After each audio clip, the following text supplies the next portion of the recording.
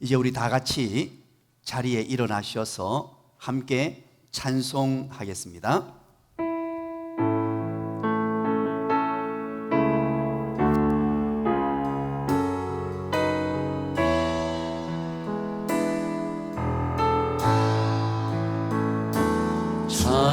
찬양하라 내 영혼아, 찬양하라 내 영혼아, 온 마음과 정성 다하여 주 찬양하라.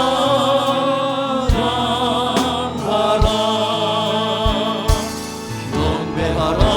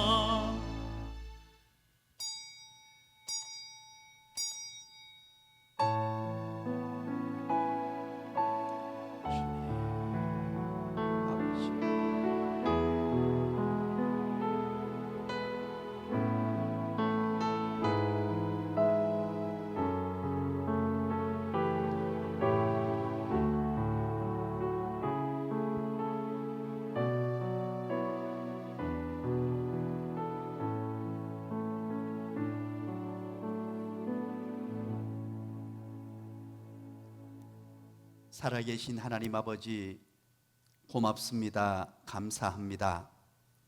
코로나19가 재확산의 일로로 우리 앞에 찾아왔습니다. 심각한 위기 중에 있습니다만 하나님의 택한 백성들이 이렇게 가정에서 인터넷으로 예배 드릴 수 있는 은혜와 은총 베풀어 주시니 감사합니다. 오늘 예배를 통하여 하나님 큰 영광 거두어 주시고 우리 각 가정에서 예배드리는 모든 하나님의 백성들이 하나님의 임재를 경험하며 하나님의 살아계심을 경험하며 하나님의 능력을 경험할 수 있는 복된 시간 될 수 있도록 인도하여 주시옵소서. 예수님 이름으로 기도드리옵나이다. 아멘. 사도신경으로 우리의 신앙을 고백드립니다. 전능하사 천지를 만드신 하나님 아버지를 내가 믿사오며 그 외아들 우리 주 예수 그리스도를 믿사오니 이는 성령으로 잉태하사 동정녀 마리아에게 나시고 본디오 빌라도에게 고난을 받으사 십자가에 못 박혀 죽으시고 장사한 지 사흘 만에 죽은 자 가운데서 다시 살아나시며 하늘에 오르사 전능하신 하나님 우편에 앉아 계시다가 저리로서 산 자와 죽은 자를 심판하러 오시리라. 성령을 믿사오며 거룩한 공예와 성도가 서로 교통하는 것과 죄를 사하여 주시는 것과 몸이 다시 사는 것과 영원히 사는 것을 믿사옵나이다. 아멘.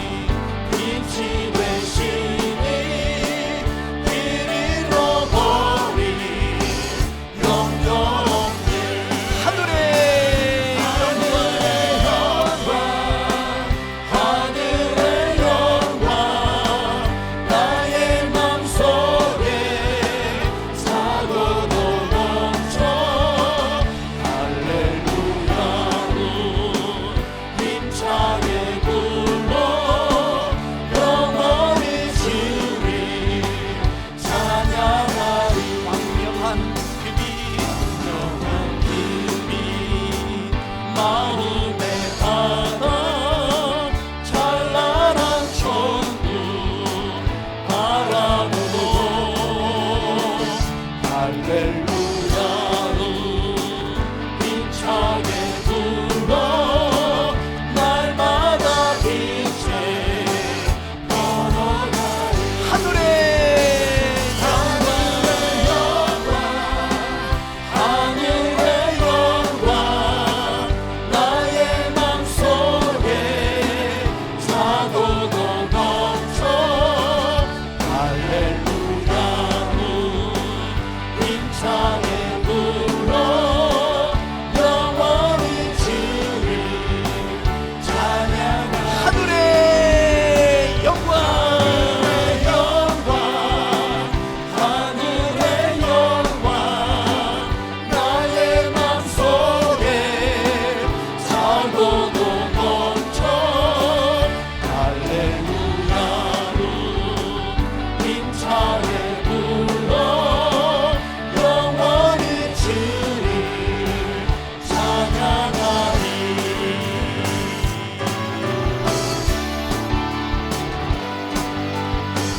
예수를 나의 구주 삼고 예수는 나의 구주 삼고 성령과 피로써 거듭나니 이 세상에서 내 영혼이 하늘의 영광 누리도다 이것이 나의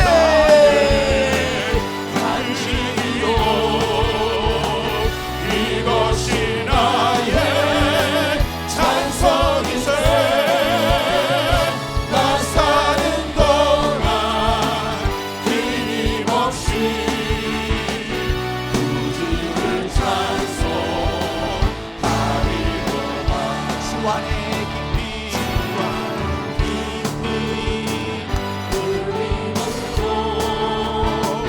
마음의 풍랑이 잔잔하니 세상과 달리 간 곳 없고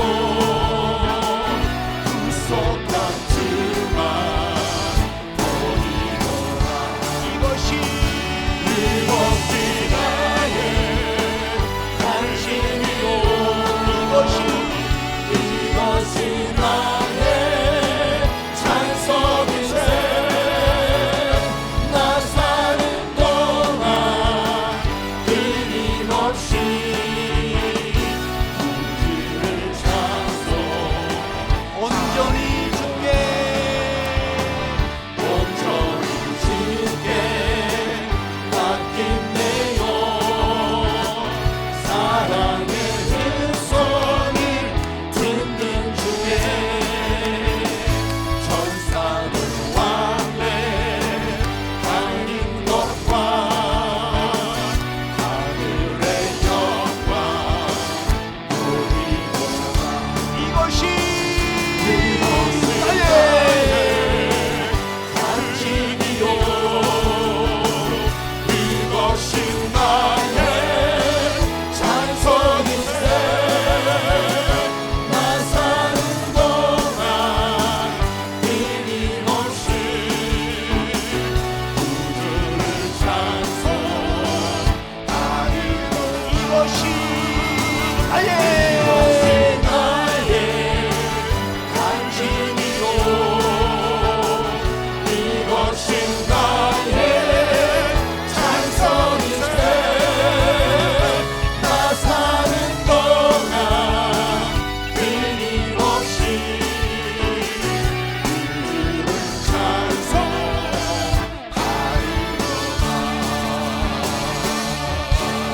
찬송하리로다 할렐루야 할렐루야. 자리에 앉으셔서 우리 함께 기도하실 때에 오병호 장로님 기도 인도하시겠습니다.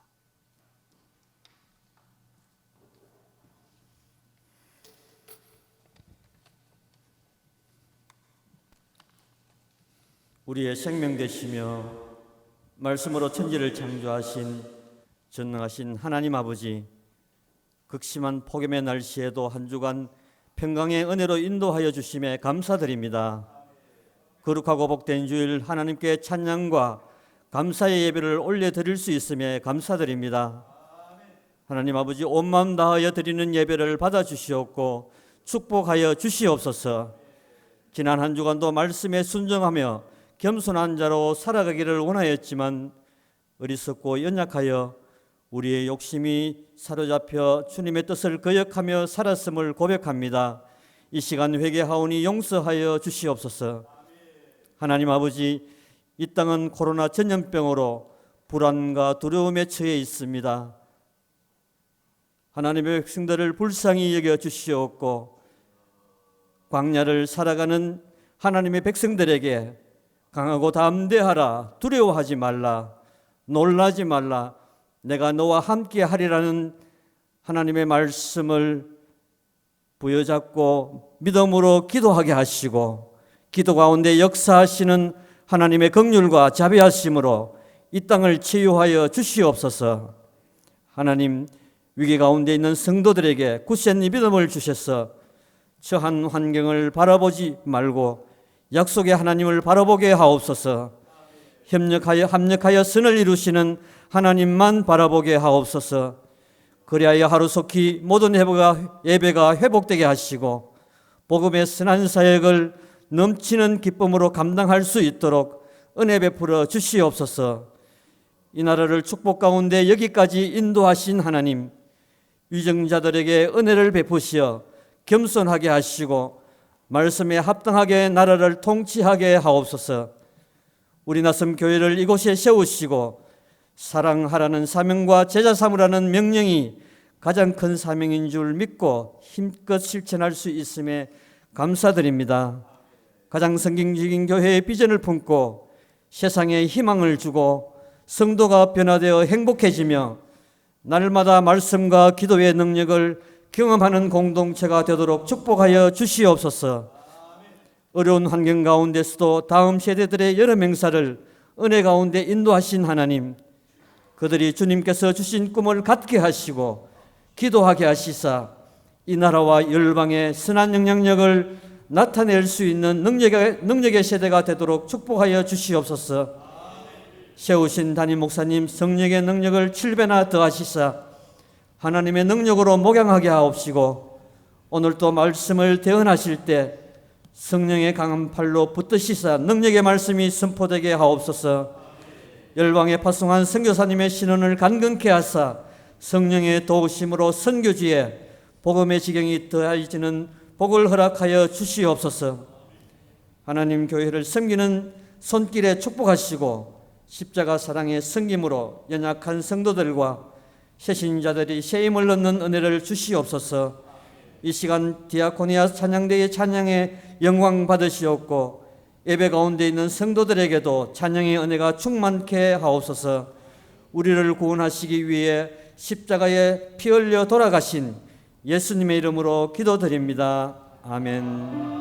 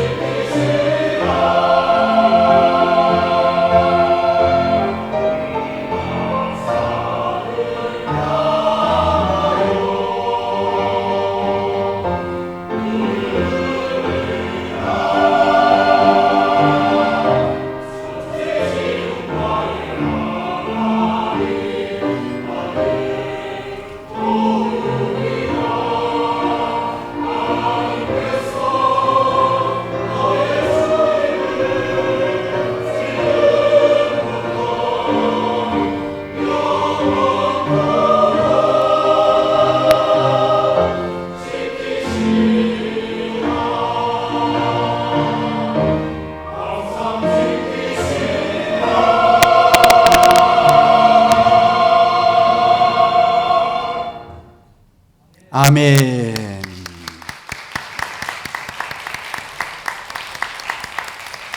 예, 은혜로운 찬양 감사를 드립니다. 고맙습니다. 감사합니다. 우리 교회 소식 알려드리도록 하겠습니다.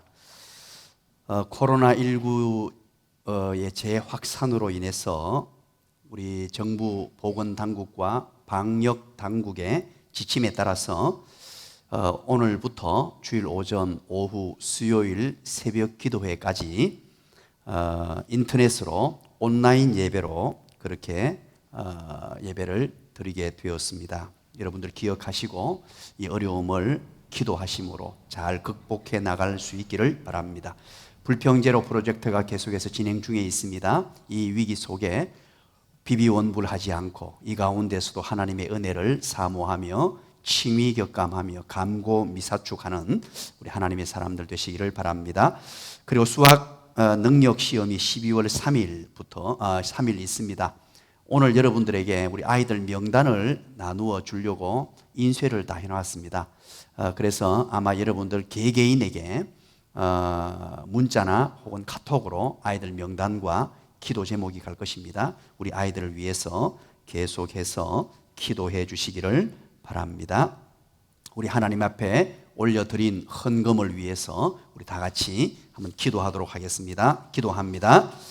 살아계신 하나님 아버지 고맙습니다. 감사합니다.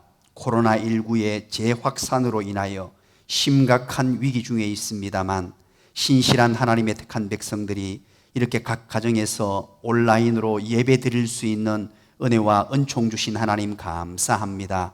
이렇게 예배 드리면서 귀한 시간에 하나님 앞에 귀한 헌금 올려드립니다. 주일 헌금을 드립니다. 감사 헌금을 드립니다. 10회를 구분하여 11조 헌금을 드립니다. 건축 헌금을 드립니다. 선교 헌금으로, 이웃 사랑 헌금으로, 나눔의 헌금으로 하나님 앞에 올려드립니다. 드리는 모든 손길들마다 하늘의 신령한 은혜들과 땅의 기름진 복들로 가득가득 부어 주시옵소서. 혹시 드리지 못한 손길들이 있다면 드릴 수 있는 물질 주시고 건강 주시고 드릴 수 있는 믿음 주셔서 같은 은혜로 허락하여 주시옵소서. 오늘 귀한 시간에 하나님의 말씀을 저희들 듣습니다. 하나님께서 말씀하실 때에 마음 중심으로 아멘으로 받게 하시고 말씀 그대로 실천하고 적용하여 능력 있는 하나님의 사람들로 세워지게 하여 주시옵소서. 예수님 이름으로 기도드리옵나이다. 아멘. 오늘 우리에게 주신 하나님의 말씀입니다. 시편 141편입니다. 시편 141편 1절에서 7절까지 말씀입니다. 한 절씩 나누어서 읽고 7절은 다 같이 읽도록 하겠습니다. 시편 141편 1절부터 7절까지 제가 먼저 한 절 읽습니다. 여호와여, 내가 주를 불러 사오니 속히 내게 오시옵소서. 내가 주께 부르짖을 때에 내 음성에 귀를 기울이소서.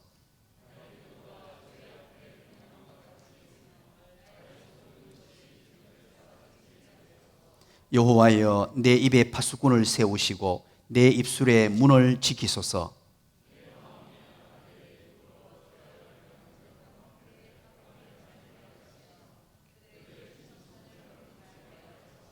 의인이 나를 칠지라도 은혜로 여기며 책망할지라도 머리에 기름같이 여겨서 내 머리가 이를 거절하지 아니할지라. 그들의 재난 중에도 내가 항상 기도하리로다.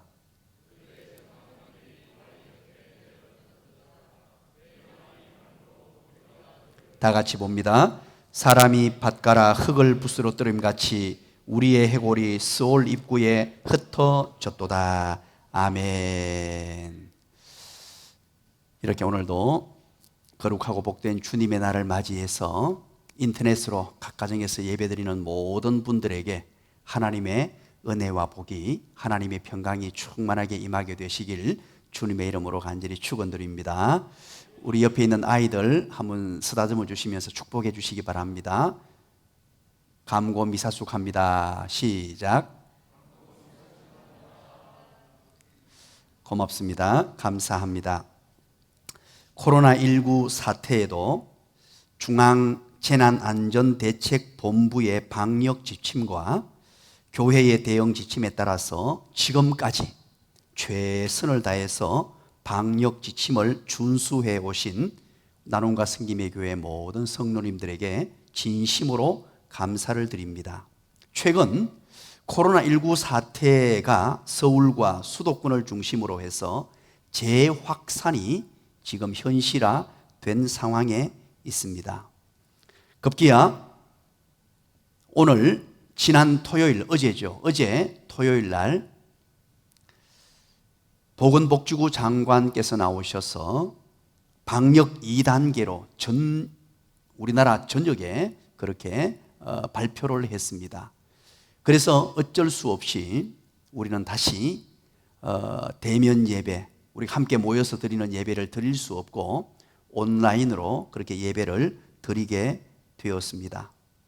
참으로 안타깝고 어떻게 뭐라고 이야기해야 될지 모르는 상황입니다. 그럼에도 불구하고 인터넷으로라도 예배를 드릴 수 있다는 것이 한편으로 얼마나 큰 은혜고 얼마나 감동이고 감사인지 모릅니다.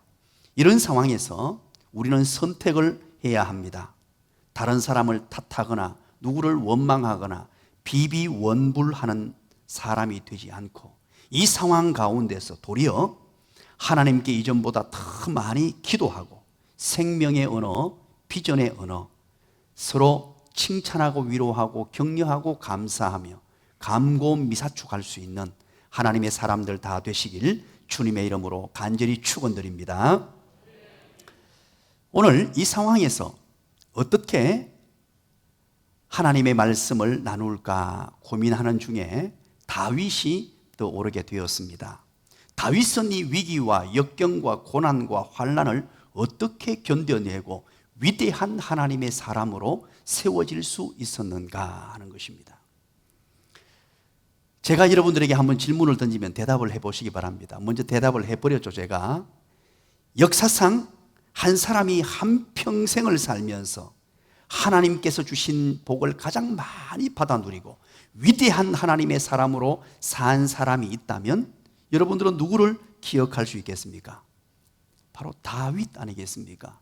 다윗과 같이 이렇게 엄청난 은혜와 복을 누리고 위대한 하나님의 사람으로 세워진 사람은 아무도 없습니다. 사도행전에서 다윗을 소개하면서 뭐라고 소개했습니까? 내 마음에 맞는 사람이라. 이전 성경, 개역 한글 성경에서는 내 마음에 합한 자다. 하나님께서 얼마나 다윗을 소중히 여겼는지 내 마음에 꼭 드는 사람이다. 위대한 하나님의 사람이란 말이죠. 왜 하나님께서 다윗에게 이처럼 큰 은혜를 주셨고 다윗이 이런 은혜와 복을 누린 이유가 무엇이며 또 다윗은 어떤 은혜와 복을 받아 누렸는지 오늘 본문을 통해서 또 하나님의 말씀을 통해서 함께 살펴보려고 합니다. 다윗은 역사상 가장 많은 부를 가진 사람이었습니다. 여러분들 부자 좋아하시죠? 부자 싫어하시는 분 있습니까? 우리 오늘 인터넷으로 예배드리는 어린이들 부자 되기 싫은 사람 자리에 한번 일어나 보세요. 네, 아무도 안 일어난 줄 믿겠습니다. 정말로 부자가 되기를 원합니다. 그런데 과거 기네스북에 보니까요, 가장 많은 금을 가진 사람이 누구였느냐? 기네스북에 다윗이라고 기록이 되어 있습니다. 다윗이 공식적으로 기네스북에 기록된 금을 소유한 양이 얼마냐니까 3,400톤입니다. 다시 한번 말씀드립니다.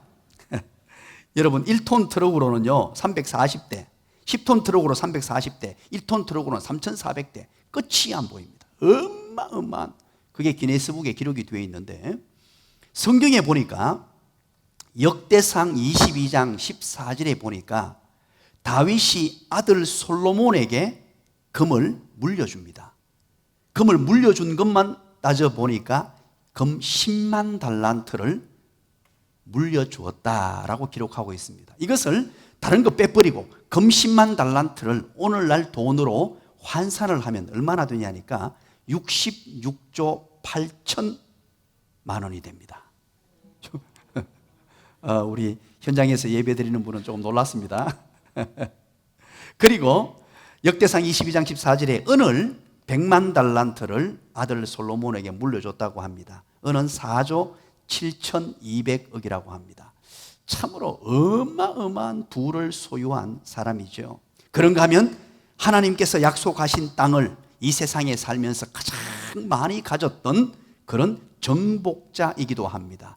정복자이면서 동시에 자애로운 정치가이기도 합니다. 또 그런가 하면 전쟁에서는 백전백승의 용장으로서 그렇게 한 생애를 살아갔던 사람입니다. 여러분 돈 많죠, 지위가 높지요, 용감무상하죠. 그러면 정서적으로 조금 엉망인 사람들이 많이 있습니다. 그러나 여러분 다윗의 정서, 다윗의 음악, 다윗의 어떤 시적인 능력을 한번 보시죠.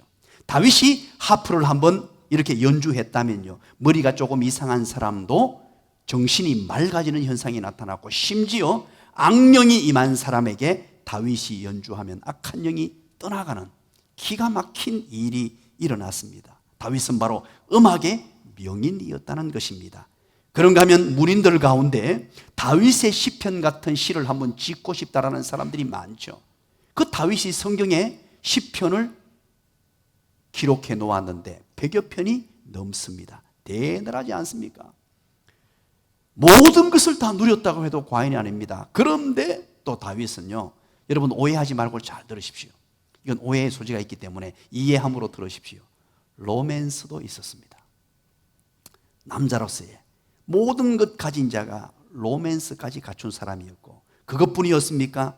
자식들 또한 성경에 기록되는데 머리부터 발끝까지 나무랄 데 없는 아들을 가졌습니다. 그 아들의 이름은 압살롬이었어요. 또 그런가 하면 지혜자 중에 최고의 지혜자의 아들을 가졌는데 그 아들의 이름은 솔로몬이었습니다. 세계 역사상 어떤 위인 전기에도 다윗과 같이 모든 것을 누린 사람은 아무도 없습니다. 엄청난 하나님의 은혜와 복을 누렸다는 것입니다. 위대한 하나님의 사람으로 우뚝 세워진 사람이었습니다. 다윗의 이 위대함의 비결이 어디 있습니까?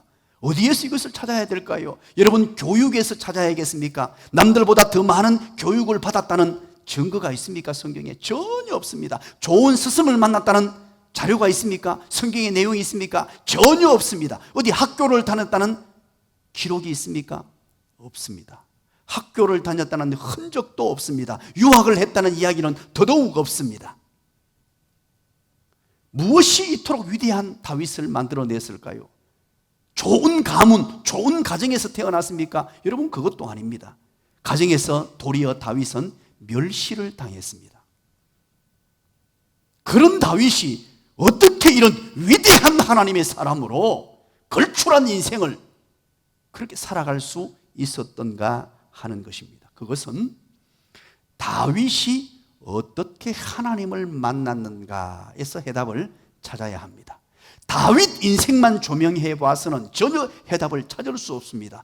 다윗을 붙들고 계시는, 다윗을 잡고 계시는 하나님을 바라보게 될 때 바로 그 이유를 우리는 정확하고도 명확하며 선명하게 발견하게 됩니다. 사무엘상 16장을 여러분 한번 떠올려 보시기 바랍니다. 하나님의 음성을 들었던 사무엘이 이새라는 사람의 집에 가서 한 사람을 기름 부으려고 합니다. 왕으로 세우기 위해서 하나님의 음성을 듣고 그 시대에 사무엘 선지자가 바로 이새의 집으로 달려가게 됩니다. 그 집안에는 건장한 아들이 7명이나 있었습니다. 그 7명 아들 가운데 이제 하나님의 기름 부음 받아 세울 사람을 정하려고 합니다. 이새는 사무엘을 맞이하면서 첫째 아들부터 데리고 나옵니다. 첫째 아들 엘리압은 덩치가 크고 외모가 준수했으며 얼굴도 잘생겼고 모든 외적 조건을 다 갖춘 아들이었습니다. 그 아들을 먼저 불렀습니다. 그때 하나님께서 사무엘에게 말합니다. 사무엘아, 사무엘아. 아니다. 외형적인 모습으로 외모는 모든 것을 갖추었습니다만 아니라고 말합니다. 둘째 아들 아비나답이 지나갑니다. 아비나답 또한 큰 형 못지 않았습니다. 모든 외적 조건을 갖추었습니다. 그럼에도 불구하고 아니라고 합니다. 그래서 셋째 아들 삼마를 내보냅니다. 삼마를 본 사무엘 마음이 흡족했어요. 그럼에도 불구하고 하나님께서는 아니라고 말합니다. 아니라. 그렇게 해서 모든 아들이 다 지나갑니다. 아들들이 다 지나가고 있는데 다른 아들이 없느냐? 그때 이새가 말합니다. 아들 막내가 한 명 있긴 있는데 그 아는 아닙니다. 지금 저 들판에 들녘에서 양치기를 하고 있는데 그 아이는 아직 어리고 그만한 제목이 못 됩니다. 아닙니다 라고 합니다. 그럼에도 불구하고 사무엘은 아니다. 데려와 보라. 그래서 얼굴을 씻지도 못하고 양치기를 하면서 양의 어떤 배설물이 온몸에 다 득지듯이 붙어있고 머리도 감지 못했고 어린 아이입니다. 외모로 볼 때는 엉망이었습니다. 그 아이가 아버지가 부르니까 헐레벌떡 달려왔습니다. 그런데 사무엘 앞에 섰을 때에 하나님의 음성이 들립니다. 바로 이 아이다. 하나님께서 사무엘에게 말씀하시길 바로 이 아이다 하시면서 하실 말씀은 나는 사람을 외모로 취하지 아니하고 그 중심을 보느니라. 믿으시기를 간절히 축원합니다. 바로 중심이었습니다. 중심. 하나님께서는 그 많은 아들을 다 버려두고 다윗을 선택했는데 어릴 적부터 그의 중심이 남달랐습니다. 이 중심이라는 말은 우리 내면 세계를 말합니다. 내면 세계, 내 속사람, 내 영혼 똑같은 말입니다.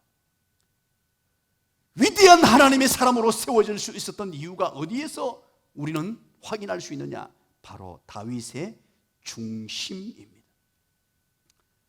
우리는 오늘 다윗의 중심, 내면 세계, 속사람을 함께 살펴보기를 원합니다. 도대체 다윗의 내면 세계, 이 중심이 어떠했는가 하는 것이죠. 다윗의 외면적인 모습이나 역사적인 면을 보려면 사무엘상, 사무엘하스를 보면 됩니다. 이 다윗의 생애를 쫙 펼쳐서 스토리로 그렇게 기록하고 있습니다. 그러나 다윗의 이 내면 세계, 다윗의 속사람을 보려면 시편을 봐야 합니다. 그것도 여러분 시편 중에서도 사람의 본심, 사람의 속마음 그대로 드러날 때가 언제냐니까 고난을 당하고 위기를 만날 때입니다. 엄청난 위기와 고난을 만날 때 그 한 사람의 속심령, 내면 세계 그대로 고스란히 다 드러나게 되어 있어요. 그 내면 세계를 가장 잘 말해주는 시편이 오늘 시편 141편입니다. 이 시편 141편은 다윗이 압살롬이라는 아들에 의해서 쫓겨날 때입니다. 압살롬의 난리에 쫓겨나서 황무한 광야에서 그렇게 지은 시입니다. 인생의 최대의 위기, 절체절명의 위기입니다. 아들로부터 버림을 당하고 신아들로부터 버림당하고 모든 것을 잃어버리고 쫓겨나서 광야로 지금 도망가는 상황에 지은 시입니다. 오늘 이 본문은요, 다윗의 이 내면 세계 중심이 어떠했는가, 그의 마음이 어떠한 사람이었는가를 적나라하게 우리에게 보여줍니다. 오늘 이 시점에, 오늘 이 시대에, 이 코로나19를 맞이하면서 이 다시금 온라인 예배를 드리면서 우리는 다윗을 재조명해 보기를 원합니다. 이 다윗의 중심을 다시 한번 생각해 보기를 원합니다. 어떻게 이렇게 위대한 하나님의 사람으로 인정받을 수 있었는가? 하나님께서 내 마음에 맞는 사람이라, 내 마음에 합한 자라 인정하시면서 수많은 은혜와 복을 다윗에게 주셨는가? 그리고 다윗의 후손으로 예수 그리스도 메시아까지 선물로 주셨는가? 이것은 오늘 현대를 사는 저와 여러분에게, 특별히 코로나19 사태로 인하여 심각한 위기 중에 있는 저와 여러분에게 너무나도 중요한 해답을 우리에게 던져주고 있습니다. 6절 7절 결론부부터 한번 보시죠. 오늘 본문은 다윗의 기도하는 내용인데요, 쫓겨가면서요 지금 지은 시인데 6절 7절 한번 보시죠. 다 같이 한번 읽어볼까요? 우리 인터넷으로 예배드리는 모든 분들도 6절 7절 다 같이 읽습니다. 시작. 그들의 재판관들이 바위 곁에 내려 던져졌도다. 내 말이 달모로 무리가 들으리로다. 사람이 바꿔라 흙을 붓으로 때림같이 우리의 해골이 스올 입구에 흩어졌도다. 아멘. 자, 보십시오. 그들의 재판관들이 바위 곁에 내려 던져졌도다, 이러면서 시작되죠. 그러면서 보십시오. 이때까지 백전백승했던 자기의 용사들, 다윗을 따르던 다윗의 오른팔 왼팔의 사람들이 다윗과 함께 쫓김을 당합니다. 쫓겨가가지고요, 자기를 위하여 몸을 던져서 바디랑에 흙들이 부서지는 것처럼 무너지는 상황을 묘사한 것입니다. 참 기가 막힌 표현이죠.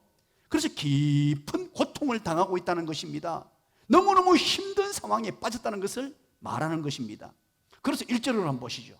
이런 위기의 상황, 쫓겨다니면서 자기의 어떤 용장들, 힘센 오른팔 왼팔 있던 그 모든 사람들까지 쫓겨당해서 바디랑에 흙이 부서지는 것처럼 무너지는 상황에 깊은 고독을 당하면서 1절 한번 보시죠. 다 같이 한번 읽어볼까요? 우리 인터넷으로 가정 예배를 드리는 어린이 여러분들, 모든 청소년들 함께 큰 소리로 읽습니다. 시작. 여호와여, 내가 주를 불러사오니 속히 내게 오시옵소서. 내가 주께 부르짖을 때에 내 음성에 귀를 기울이소서. 아멘. 하나님 앞에 속히 임해달라고. 내가 지금 너무 힘이 듭니다. 너무 어렵습니다. 내가 지금 고통 중에 있습니다. 하나님 도와주십시오. 하나님이여, 하나님과 나 사이에 막혀진 장벽이 다 허물어지고 내 기도가 하나님께 상달되기를 원합니다. 들어주십시오. 2절 한번 보십시오. 2절 다 같이 한번 읽어볼까요? 시작. 나의 기도가 주의 앞에 분향함같이 되며 나의 손드는 것이 저녁 제사같이 되게 하소서. 아멘. 여러분, 분향한다는 말은 향불을 피운다는 말입니다. 나의 기도가 향에 불을 피워서 하나님께로 올라가듯이, 내 기도가 향불이 올라가듯이 하나님 내 기도를 좀 받아주세요. 향불이 올라가듯이. 그러면서 뭐라 그럽니까? 나의 손드는 것이 저녁 제사같이. 손을 들고 기도하고 있었습니다. 손을 들고 기도하는데 저녁 제사. 여러분, 왜 저녁 제사일까요? 제사를 지낼 때 불을 피우죠. 여러분 혹시 소시적에 캠프파이어를 해보셨습니까? 캠프파이어는 낮에 합니까? 저녁에 합니까? 낮에 합니까? 저녁에 하죠. 왜 저녁에 합니까? 캠프파이어에 불을 피울 때 그 불이 쫙 하늘 창공을 향해서 올라가는 그것이 선명하게 드러나기 때문에 그래요.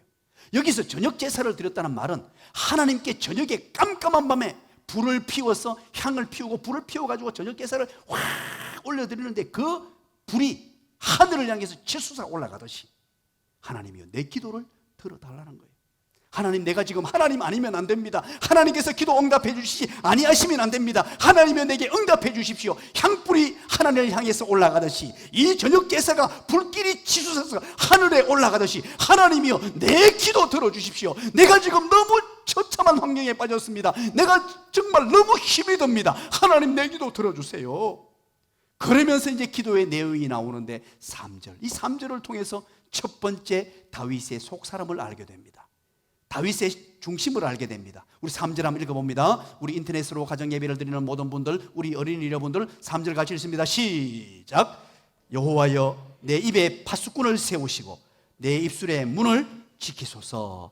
아멘. 첫 번째입니다. 왜 다윗은 위대한 하나님의 사람으로 그렇게 살았을까? 그 다윗의 중심 때문이었는데, 그 중심이 어떤 것이었느냐? 내면 세계가 어떠했느냐? 입술을 지켜달라고 기도하고 있습니다. 우리는 뭔가 거창한 것 같은데 너무너무 쉽고도 명확하고도 정확한 해답을 우리에게 제시합니다. 제시하기를, 하나님, 이 순간에 내가 누구를 원망하지 않게 해주세요. 누구에게 비비원불하지 않게 해주세요. 내 자식이 나를 버렸고 또 자식과 동조했던 그 많은 사람, 대적자들, 반역자들, 저들을 정죄하지 않게 해주세요. 저들에겐 그냥 욕설을 하고 모든 덤태기를 집어 씌워가지고 원망불평하지 않도록 해주세요. 하나님 아버지, 지금 이 순간에 내 입술을 지켜주십시오. 내 입을 지켜주십시오. 입으로 범죄하지 않게 해주십시오. 하나님이 가장 소중히 여기시는 이 입술, 내가 말한 대로 다 듣고 계시고 들은 것을 시행하시는 주님, 그 주님 앞에 내가 범죄하지 않도록 내 입술을 지켜주십시오. 이 순간 다윗은 얼마나 억울했겠어요? 얼마나 속이 상했겠습니까? 얼마나 힘이 들었겠어요? 이 상황이 되면 우리는 나도 모르는 사이에 불평, 원망이 쏟아지게 돼요. 어제 오전에, 토요일 오전에 보건복지부 장관의 발표를 보고, 제가 직접 보지는 못했습니다. 사무실에 와서 오전을 너무 막 열심히 하다가 우리 교역자 사무실에 와서 누가 문자를 막 계속 보내왔어요. 그 중에 보니까 이제 2단계 격상이 되고 이 비대면 예배로 전환해야 된다라는 통보를 받고 나서는 너무 낙담이 되고 너무 낙심이 되어서 나도 모르는 사이에 이걸 옮겨야 되나, 시계 해버리고 옮겨야 되나. 그래서 우리가 소고기 국밥집에 이제 밥을 먹으러 갔습니다. 밥을 먹으러 교역자들과 갔는데, 야, 이게 밥이 넘어가겠나 이래. 지금 이 순간에 또다시 이 비대면 예배를 드리고 이제 겨우 회복이 되어서 이제 좀 안정화되려는 시점에 또다시, 지난 주간에 제가 고민을 엄청나게 했습니다. 여러분들에게 우리 교회의 입장문을 발표하기 위해서요, 몇 번을 고치고 목요일 날 입장문을 다 기록해서 이제 우리 장로님들에게 1차로 다 보냈습니다. 예배만은 지켜보고자 보내고, 문자를 보내려고 하다가 혹시나 몰라서 이 상황을 지켜보고 토요일 오후에 보내야지 하고 있는데 점심때 그렇게 문제가 터져버렸습니다.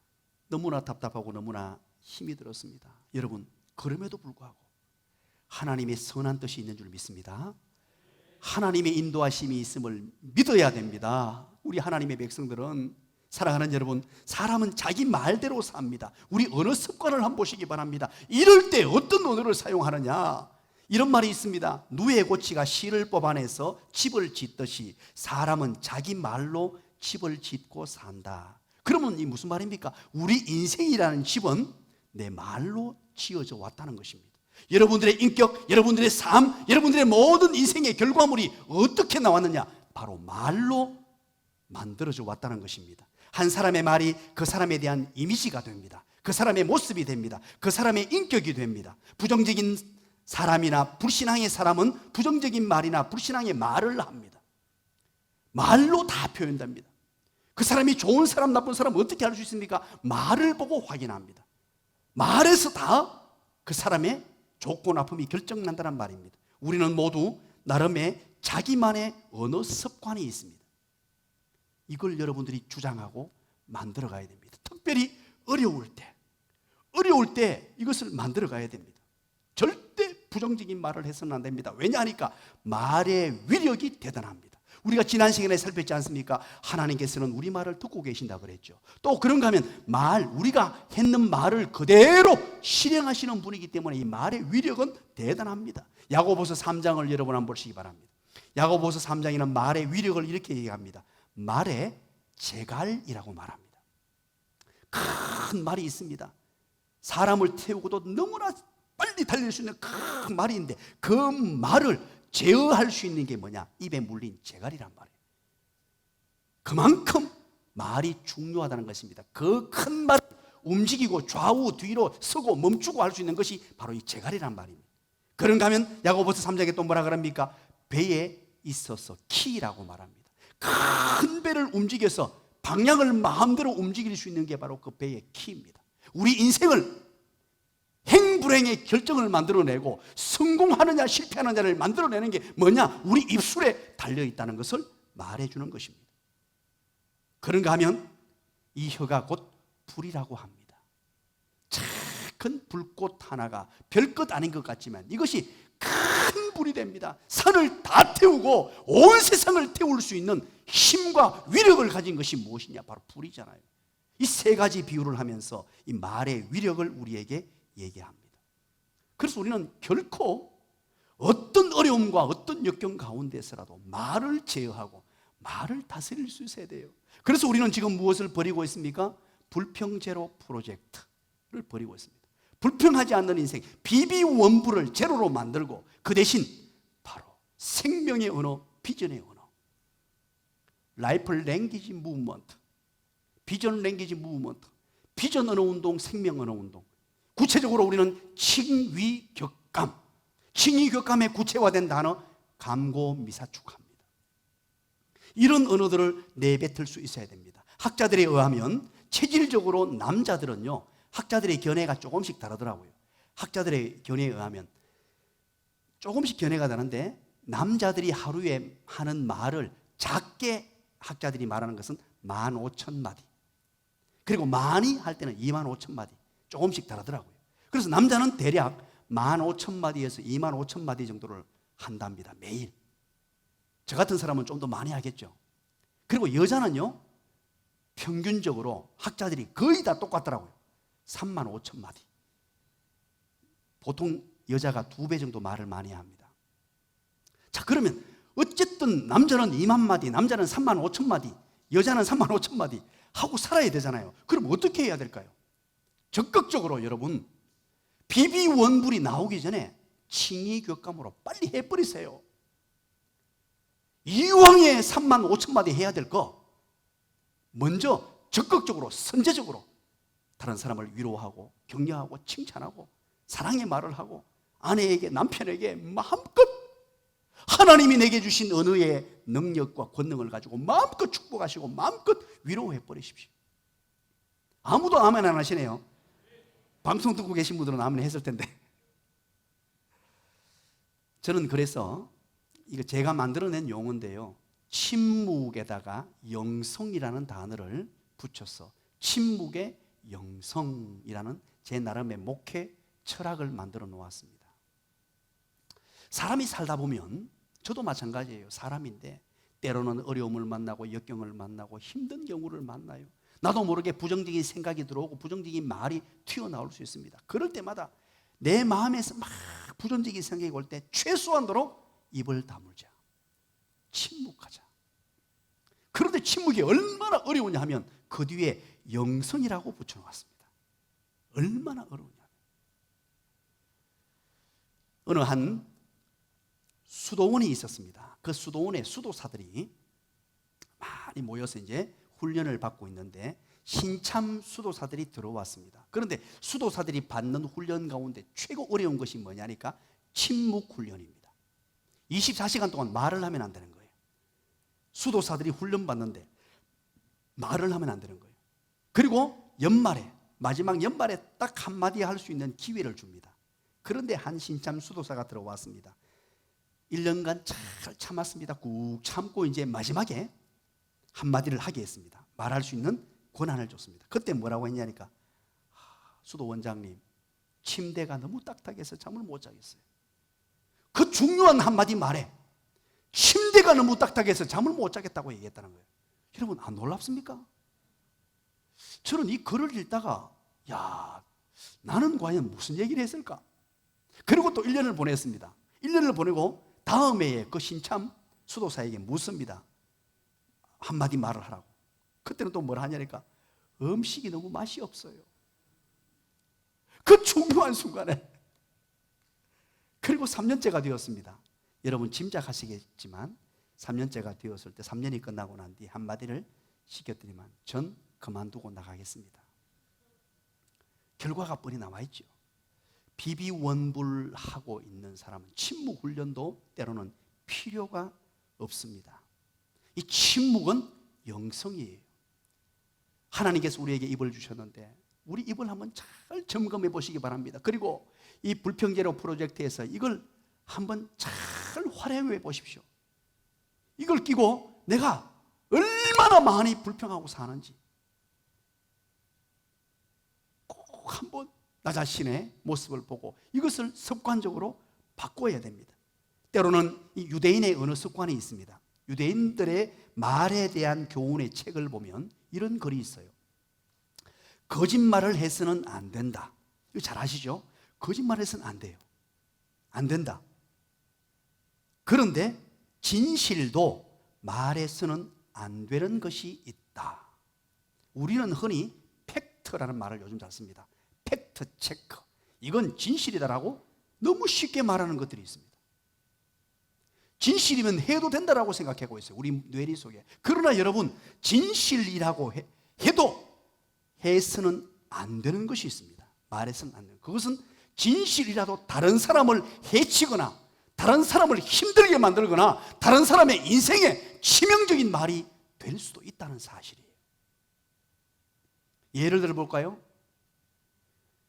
정말로 살이 빠지고 싶은 여인에게 가서 여인이 살쪄가지고 지금 막 고통 중에 있는데 거기 가서 정말 당신 왜 그래 살을 못 빼고 살쪄 있느냐고 그 말을 해서는 안 돼요. 얼굴이 못생겨가지고요 얼굴 때문에 죽을 지경인 여인이 있는데 거기 가서 네 얼굴 못생겼다고 굳이 그걸 얘기해야 돼요? 정윤옥 집사님? 굳이 남편의 사업이 도산돼가지고 엄청난 스트레스 속에 잠도 못 이루고 살고 있는데 거기 가서 사업 도산에 관한 얘기를 그 아내에게 해야 됩니까? 사실일지라도 때로는 여러분 침묵의 영성을 발휘해야 됩니다. 그래서 여러분 사실일지라도 하지 말아야 될 것 중에 또 한 가지 중요한 것은 비밀입니다. 그 사람이 비밀을 지켜달라고 하는 것은 여러분 지켜주셔야 돼요. 그때 침묵이 필요합니다. 진실도 면도날 같이 주의해서 다루지 아니하면 많은 사람들이 상처를 받고 눈물을 흘리게 됩니다. 진실이라고 해도 꼭 기억하십시오. 사랑하는 여러분, 위급한 상황에 이 다윗은 말로 범죄하지 않게 해달라고 내 입술에 파수꾼을 세워주시고 내 입술을 주장해 달라고 기도하고 있습니다. 이것이 바로 다윗의 중심이었고 내면 세계였고 고통 가운데 위기 가운데 죽기 일보 직전에 이 상황 가운데 하나님께 간절히 구했던 기도 제목이었습니다. 이것이 바로 위대한 하나님의 사람으로 세워지는 다윗의 모습입니다. 두 번째는 뭘까요? 4절에 또 어떻게 기도하고 있나요? 4절 두 번째, 우리 인터넷으로 예배드리는 모든 어린이 여러분들 같이 읽겠습니다. 시작. 내 마음이 악한 일에 기울어 죄악을 행하는 자들과 함께 악을 행하지 말게 하시며 그들의 진수성찬을 먹지 말게 하소서. 아멘. 두 번째는 한마디로 말하면 마음을 지켜달라고 하고 있습니다. 마음. 내 마음이 악한 일에 기울어 죄악을 행하는 자들과 함께 악을 행하지 말게 해달라. 마음을 지켜달라는 것입니다. 여기서 마음이라는 단어는 오늘 본문에 립비라는 히브리어를 쓰고 있어요. 립비. 이것은 기본형이 레버라는 단어인데 이 레버라는 단어의 뜻이 뭐냐 하니까 마음이라는 의미도 있지만 여기에 의지, 중심, 가운데 이런 뜻을 가지고 있어요. 의지, 중심, 가운데. 그래서 오늘 여기에서는 오늘 이 본문에서는 이 다윗이 의지 혹은 그의 중심에 자리 잡고 있는 생각을 의미하는 단어로 썼습니다. 바꾸고 말하면 생각입니다. 생각. 어떤 생각을 하느냐 하는 것은 굉장히 중요합니다. 저는 목회 철학 가운데 또 한 가지가 있습니다. 조금 전에 침묵의 영성이라고 말씀드렸는데 또 한 가지 단어가 있어요. 이 생각이라는 단어에다가 뭘 붙여놓았나? 혁명이라는 단어를 붙여놓았습니다. 침묵은 우리가 영성을 가져야 되지만 생각에는 혁명이 필요하다. 우리 생각은요, 이 학자들에 의하면 가만히 있으면 75% 이상을 부정적으로 생각한답니다. 모든 사람이 75% 이상이 어떤 사물을 바라보거나 어떤 환경을 바라보거나 코로나19를 바라보거나 누구를 바라보거나 75% 이상이 부정적으로 그냥 생각이 흘러간대요. 그래서 혁명이 일어나야 됩니다. 우리 예수 믿는 사람들은 하나님께 기도하면서 다윗처럼 내 생각을 주관해 주시고 악한 죄악에 악에 기울어진 생각을 금하게 해달라고. 생각이 얼마나 중요합니까? 생각을 잘 다스릴 수 있어야 됩니다. 조엘 소넨버그라는 사람이 있습니다. 조엘 소넨버그, 사진을 여러분 한번 보시기 바랍니다. 앞에 이 숫덩이 인생에서 금강석 인생으로 변한 사람인데요, 아마 여러분 이 책을 다 읽어보았을 것입니다. 이 아이가 1979년 9월 15일에 생후 20개월이 되었을 때 부모가 승용차로 차를 운전해 가다가 40톤 큰 트럭과 추돌 사고가 일어났어요. 그래서 승용차가 그냥 불타버렸습니다. 불탔는데 20개월 된 아이의 몸에 찌지직 소리가 나면서 온몸에 불이 붙어버립니다. 그리고 이 아이를 태워버립니다. 몸에 85%의 화상을 입게 돼요. 그럼에도 불구하고 기적적으로 죽지 않고 살아납니다. 85%가 다 타버렸다는 것이죠. 3도 화상으로 수술을 50번이나 하게 됩니다. 50여 차례의 수술을 하게 되고 치료 과정에서 손, 발, 발가락, 코, 입술, 귀 모든 게 다 떨어져 나가버렸어요. 하나라도 온전히 남아있는 게 없었습니다. 낮밤을 가리지 않고 이 아이는 너무나 아파서 울기 시작합니다. 제발 아프지 않게 해달라고 계속해서 울고 또 옵니다.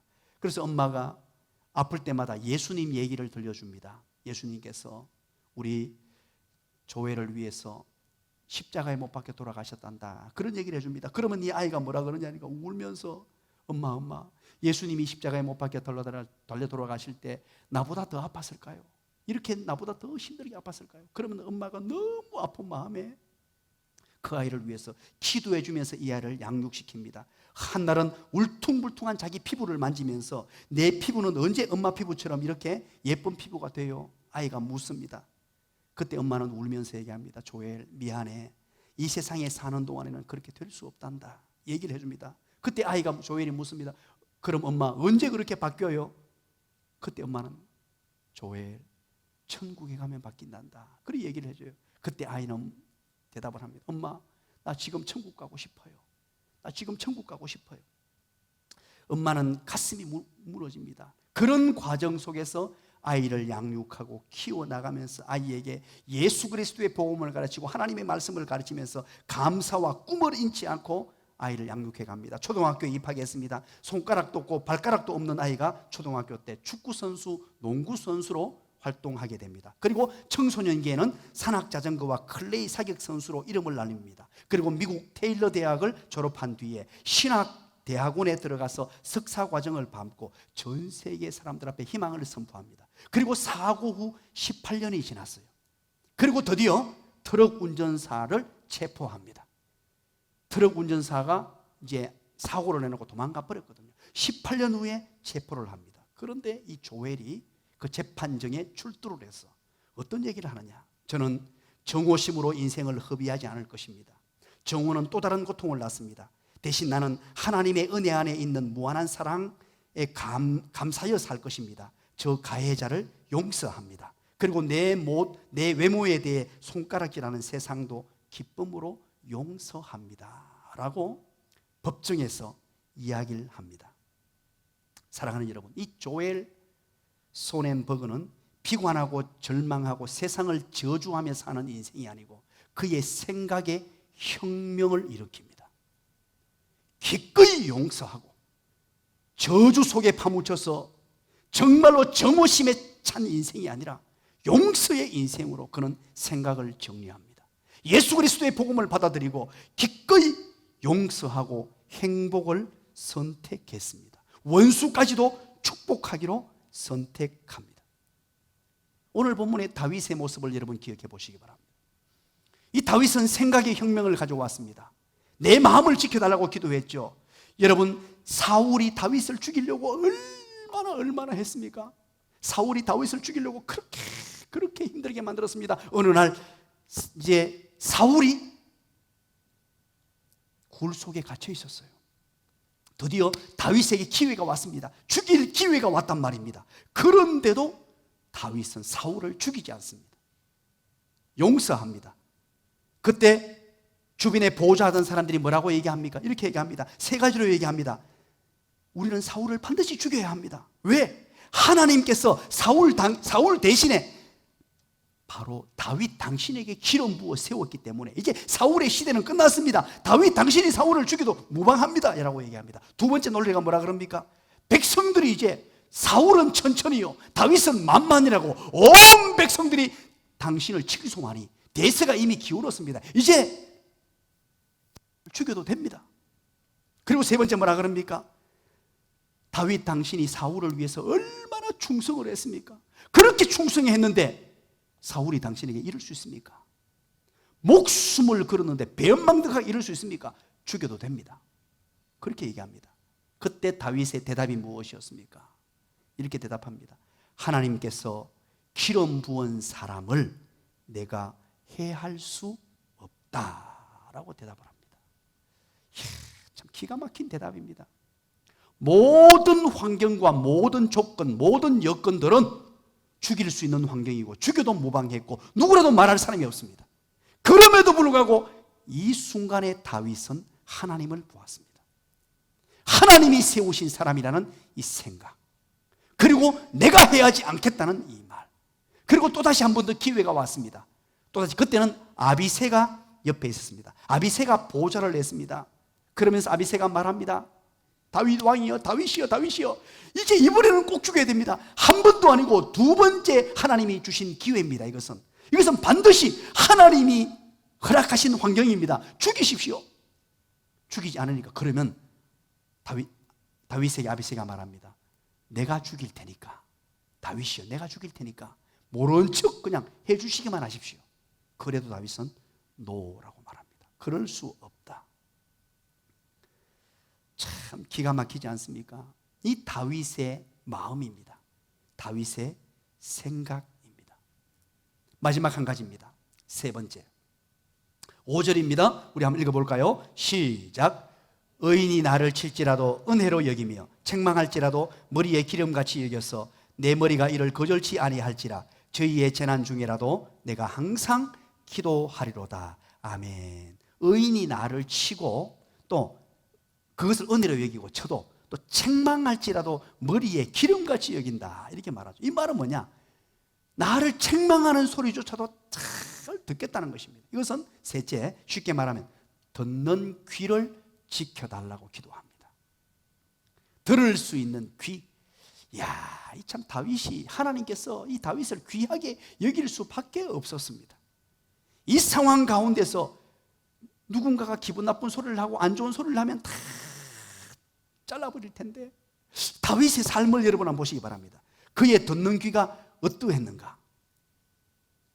우리아의 아내 밧세바를 범했어요. 그리고 나서 이제 하나님의 감동으로 나단 선지자를 다윗에게 보냅니다. 나단 선지자가 뭐라고 합니까? 나단 선지자가 당신은 간음했고 살인자입니다. 그렇게 했을 때 다윗은 절대 군주요 왕이었습니다. 그러면 그 선지자 한 사람 죽여도 무방했어요.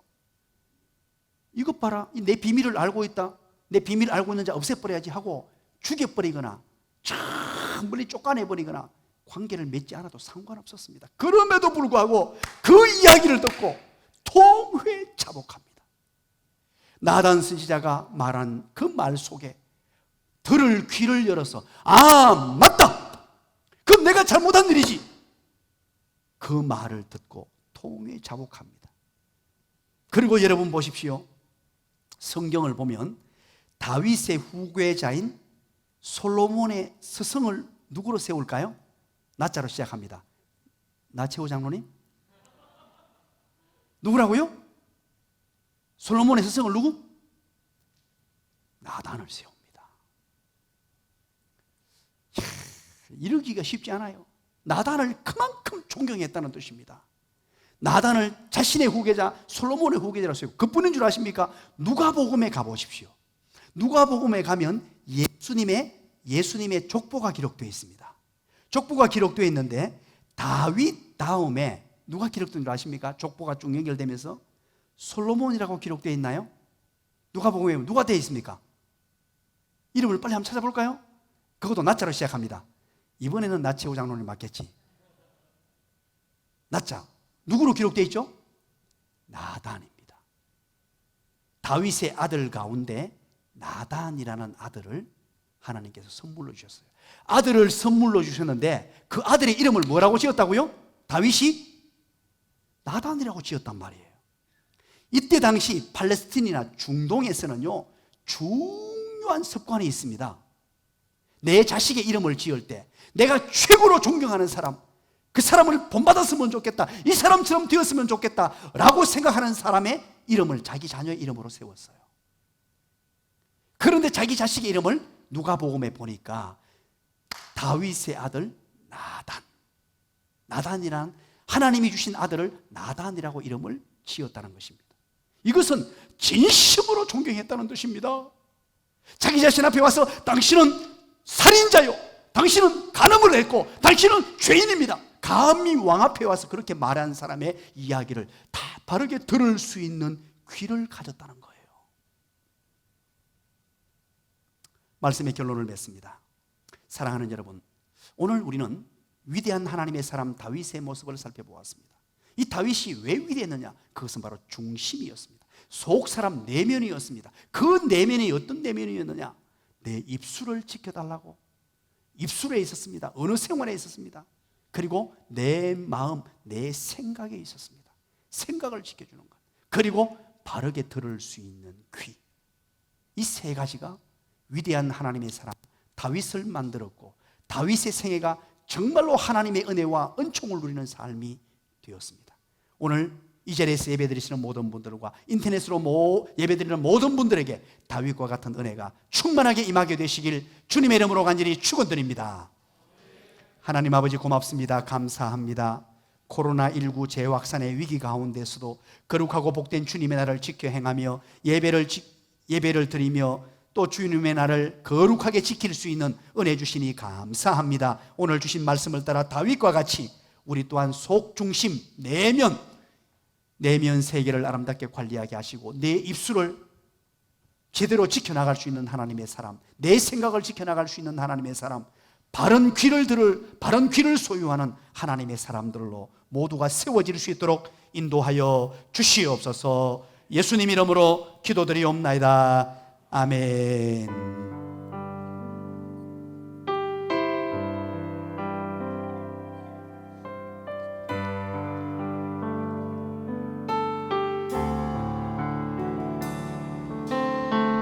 내가 먼저 손 내밀지 못하고 내가 먼저 용서하지 못하고 내가 먼저 웃음 주지 못하고 이렇게 머뭇거리고 있네. 그가 먼저 손 내밀길 원했고 그가 먼저 용서하길 원했고 그가 먼저 웃음 주길 원했네. 나는 어찌 된 사람인가.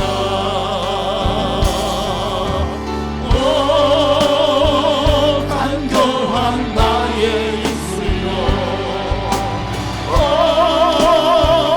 더러운 나의 마음이요 왜 나의 입이 사랑을 말하면서 왜 나의 맘이 화해를 말하면서 왜 내가 먼저 져줄 수 없는가. 왜 내가 먼저 손해볼 수 없는가. 오늘 나를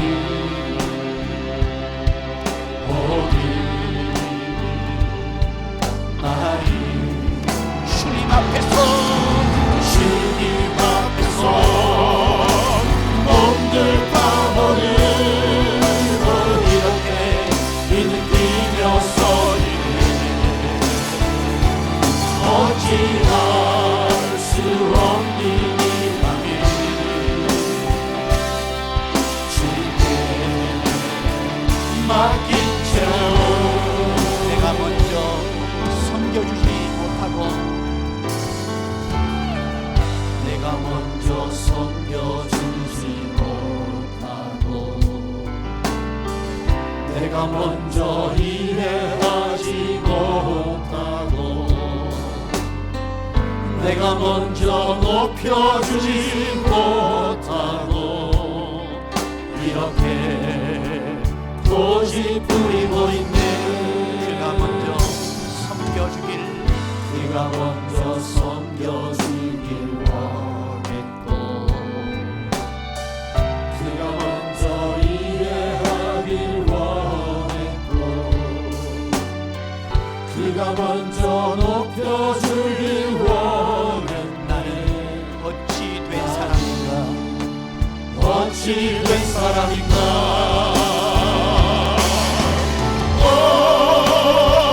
지확한 나의 욕심이여 어리석인 나의 자존심이여 왜 나의 입이 사랑을 말하면서 왜 나의 맘이 화해를 말하면서 왜 내가 먼저 저질 수 없는가 왜 내가 먼저 손해볼 수 없는가 오니 나를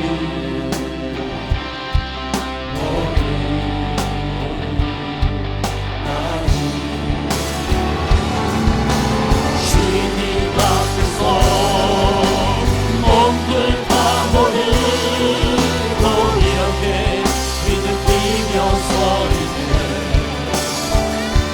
어찌할 수 없으리라니 주님께 맡긴 채로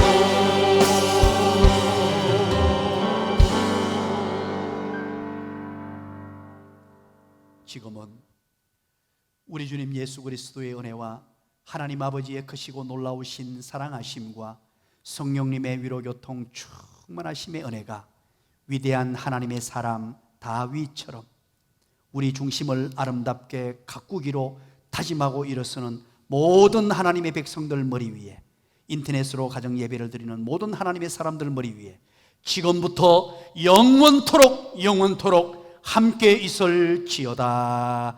아멘.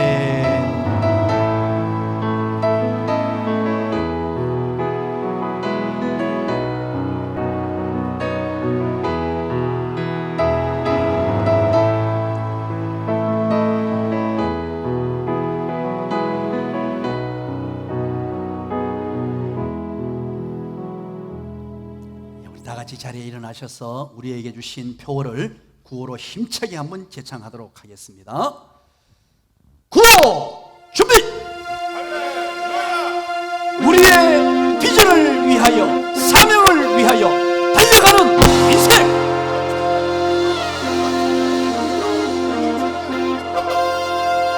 우리 온 가족이 함께 손잡고 우리 부릅니다. 주님의 사랑이 우릴 그리셔서 서로 하나 되고 섬기는 방법 이루셨네. 그 사랑이 일러서 이웃과 세상으로 잃어버린 영혼에게 주의 복이 전하니 사랑하고 제자 삼고 땅끝까지 이르러 십자가 전하니 양육하고 자라나니 자라나니 행복한 나눔과 섬김의 공주의 사랑이 주님의 사랑이 우릴 부르셔서 서로 하나 누워 섬기는 방법 이루셨네. 사랑이 일러서 이웃과 세상으로 잃어버린 영혼에게 주의 복이